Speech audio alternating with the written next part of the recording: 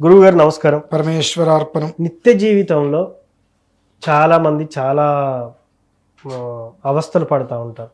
ఈరోజు సరిగ్గా గడవలేదనో, లేకపోతే ఈరోజు అనుకున్న పని అవ్వలేదనో, ఉదయం లేవగానే రకరకాలుగా ఫీల్ అవుతూ ఉంటారు.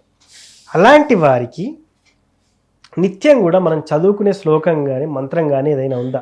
ప్రతిరోజు ఈ శ్లోకం చదువుకుంటే చాలు, ఇంకా మనకు దీపం ధూపం నైవేద్యం ఏం అవసరం లేదు, ఈ నామాన్ని చదువుకోండి మీ జీవితం బాగుంటుందని నామం ఏదైనా ఉందంటారా? ఇప్పుడు ప్రతిరోజు భోజనం చేయక్కర్లేదు, కడుపు నిండా మజ్జిగన్నం తింటే చాలు అంటే బాగుంటుందండి. ఏదో ఒకరోజు కుదరని రోజు ఓ మజ్జిగన్నం తినేసి పాలనం తినేసి వెళ్ళటం వేరు. ప్రతిరోజు నాకు కుదరట్లేదు కాబట్టి మజ్జిగన్నమే తింటా అంటే కరెక్ట్ అయినది కాదు కదా. మరి అలానే ఇది కూడా అండి. నాకు టైం కుదరట్లేదు కాబట్టి ఏదో 2 నిమిషాలు ఒక మంత్రాన్ని ఒక శ్లోకాన్ని నేను పారాయణ చేసుకుంటాను అంటే నువ్వు దేనికి టయాన్ని వినియోగించగలుగుతున్నావు. ఆ వినియోగించేటువంటి టైంలో ప్రతి దాంట్లోనూ 2 నిమిషాలు ఆపుకుంటూ ఒక్క నిమిషం ఆపుకుంటూ వచ్చినా నీకు ఇక్కడ 5 నిమిషాలు టైం దొరుకుతుందిగా. దాన్ని మనం ఎందుకు చేయలేకపోతున్నాం? శ్లోకం ఉంటుంది చెప్తా, కానీ అది ఎంతవరకు ఫలిస్తుంది అనేటువంటి విషయం మనకు తెలియాలిగా. ఆయన చెప్పారండి, నేను శ్లోకం పారాయణ చేస్తున్నాను నాకేం ఫలించట్లేదు అంటే చెడ్డ పేరు నాకు. ఆయన చెప్పారు ఫలించట్లేదని చెప్పి ఆ చెడ్డ పేరు నాకెందుకు? నువ్వు ఎలా చేయాలి, ఎలా చేస్తున్నావు, నిజంగా నువ్వు ప్రయాణంలో ఉన్నప్పుడు నీకు కుదరలా, ఓకే మనసులో పారాయణ చేసుకో. ఏదో హడావిడిలో ఉన్నావు చాలా, అప్పుడు చేసుకో. కానీ ప్రతినిత్యము నాకు దేవుడి దగ్గర ఒక్క 2 నిమిషాలు కూడా నిల్చునే టైం నాకు లేదు అన్నప్పుడు రాత్రి కూడా పెందలాడి పడుకోవచ్చుగా, రీల్స్ చూడటం తగ్గించచ్చుగా, ఫోన్ మాట్లాడటం తగ్గించచ్చుగా. 2 నిమిషాలు వాష్రూమ్లోకి ఫోన్ తీసుకెళ్ళకపోతే 2 నిమిషాలు బయటకు వచ్చేస్తాంగా. ఫోన్ తీసుకెళ్ళటం వల్ల నువ్వు ఎంతసేపు ఉంటున్నావు టైం తెలియట్లేదుగా. ఇది ఎందుకు నువ్వు గమనించట్లా? ఇవన్నీ నేను చేయవలసినటువంటి నాకు ఇష్టమైన మొత్తం నేను మార్చుకోను, కానీ భగవంతుడి విషయంలో నేను ఏదో ఒక మొహన్ బొట్టు కూడా పెట్టుకోను, కానీ భగవంతుడి విషయంలో ఒక శ్లోకం అనుకోగా నాకంతా మంచి జరగాలనేటువంటి మాత్రం నీవు ఏదైతే కోరిక ఉందో ఆ కోరికే కరెక్ట్ కాదు. ఆ కోరికే కరెక్ట్ కాదు. మీ కోరిక తగ్గట్టుగా నేను చెప్పాను అనుకోండి, నా అంత దుర్మార్గుడు ఇంకొంటాడు. అంతే అంటారా? అంతే మరి.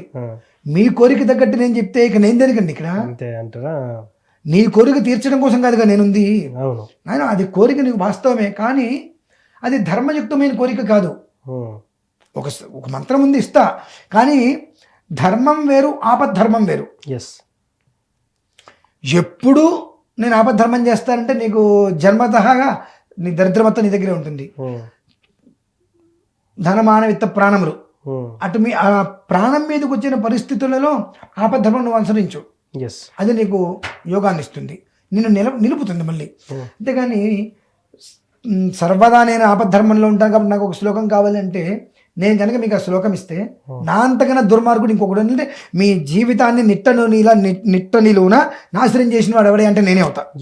ఎందువలన అది పనికిరాంది కూడా నువ్వు చేసుకుని నీకు బాగుంటుందని చెప్పే కదా. ఇవన్నీ తెలుసుకోవాలంటే మనం చేయాల్సినటువంటి విధి ఏదైతే ఉంటుందో ఆ విధిని అనుసరిస్తూ చేసుకో. నిత్యము నీ జీవితంలో భోజనం ఎలా ఉంది, భోజనం ఎలా ఉంది అలానే ఇది కూడా పెట్టుకో. సిగరెట్ తాగుతున్నావుగా 2 నిమిషాలు 3 నిమిషాలు, రోజుకు 10 సిగరెట్లు తాగుతున్నావుగా అంటే సుమారుగా ఒక 25 నిమిషాల నుంచి 30 నిమిషాలు సిగరెట్లకు పోయిందిగా. అంతే కదా. ఒక సిగరెట్ నువ్వు వదిలేసి ఆ టైం దీనికి కేటాయించుకోవచ్చుగా. అంటే బాధ రావచ్చు, అది నువ్వు ప్రయత్నం చేయి, అప్పుడు నీకు మంచి జరుగుతుందిగా. ఉంది ప్రత్యేకంగా 100 రకాలుగా ఏదో ఆలోచించక్కర్లేదండి. ఓం నమ శివాయ అంతే, ఇది ఒక్కటి చాలు. ఏమనుకుంటున్నారండి? అంటే మామూలుగా ఇది ఒక్కటి చాలు, జనరల్గా అందరూ అంటున్నారు, అందరూ చింతపండుది ఓం నమ శివాయ అంటే ఏదో చిన్న అందరు అనుకునేది కదా అని అంటాం. శ్రీకృష్ణ యజుర్వేదంలో శ్రీరుద్ర నమ్మకం అని చెప్పి 4వ కాండలో ఉంటుంది. ఆ 4వ కాండలో రుద్ర నమ్మకం అనేటువంటిది ఉంటుంది. ఆ రుద్ర నమ్మకంలో మధ్యలో నమస్సోమాయ అనే అనువాకం, ఆ అనువాకంలో చివరిలో నమశివాయ అనేటువంటి పదం అండి. నమశివాయ అనేటువంటిది పంచభూతాత్మక శక్తి కలిగినటువంటిది. సద్యోజాత వామదేవ అఘోర తత్పురుష ఈశాన అని చెప్పి పంచముఖ పరమేశ్వరుడు ప్రతీక నమశివాయ అనేటువంటి మంత్రం. ఆ నమశివాయ అనేటువంటి దానికి ఓం అనేటువంటిది కలిపినప్పుడు 3 అక్షరాలు ఉంటాయి అందులో, అకార ఉకార మకారములు కలిపితే ఓం నమశివాయ అనేటువంటిది 8 అక్షరాలు. ఓకే. నీకు అష్ట సిద్ధుల్ని ఇస్తుంది, అష్ట ఐశ్వర్యాల్ని ఇస్తుంది, అష్ట దరిద్రాల్ని పోగొడుతుంది, ఎస్. అష్ట యోగాన్ని నీకు అందిస్తుంది.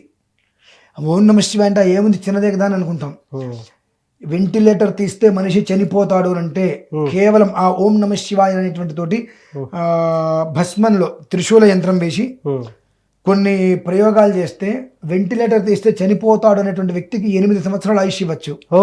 లేదు మంచి దట్టంగా బలంగా ఉన్నటువంటి మనిషికి అదే ఓం నమశివాయ అనేటువంటిది తిర్యంగుముఖంలో చేస్తే మనిషిని అడ్డం పడేయచ్చు. ఓం నమశివాయ, ఓంకారాయ నమశివాయ, నకారాయ నమశివాయ, మకారాయ నమశివాయ, వకారాయ నమశివాయ, యకారాయ నమశివాయ. సృష్టికి ఆద్యంతము ఉన్నటువంటి ఓంకారం, ఆ ఓంకారానికి బీజాక్షరములు నమశివాయ. పృథివ్యాపస్తేజో వాయురాకాశాత్, ఈ ఒక్క పంచభూతాత్మక శక్తి అంతా కూడా ఓం నమశివాయ అనేటువంటిది 5 అక్షరాల్లో నిక్షిప్తమై ఉంటుంది. పంచముఖాల్లో ఉండేటువంటి పరమేశ్వరుడికి మూలాధారంగా ఉండేటువంటిది నమశివాయ అనే అక్షరం.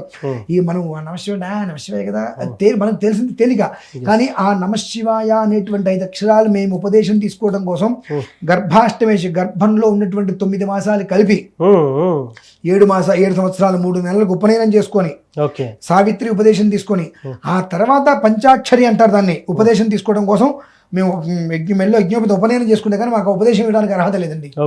అంత గొప్పదా మంత్రం. దాని గురించి మనం ఇంతేనా అంటే ఎట్లా అండి?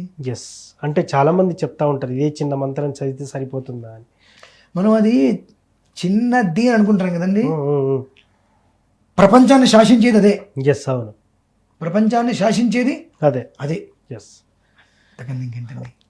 సో మనం నిత్యం కూడా ఓం నమ శివాయ అనే మంత్రం చదువుకుంటే సరిపోతుందంటారు. సర్వపద్ధర్మ సమయం నిత్యం చదువుకో. నిత్య విధానంలో ఉదయం పూట ఇంట్లోంచి బయటికి వెళ్ళేటప్పుడు 100 సార్లు అనుకో. నీ నిత్య జీవిత విధానంలో దినచర్యలో భాగంగా మార్చుకో. నువ్వు ఏదైనా ప్రయాణంలో ఉన్న పరిస్థితుల్లో మనస్సులో అనుకోవడం మొదలుపెట్టు. అంతేగాని నాకు అసలు దీపారాధనతో పని లేదు, దీంతో పని లేదు, నా మనస్సాక్షిగా నేను చేసుకుంటున్నా అంటే ఫలితం శూన్యం. సో చాలా చక్కగా చెప్పారు గురువు గారు. ధన్యవాదాలు. పరమేశ్వర.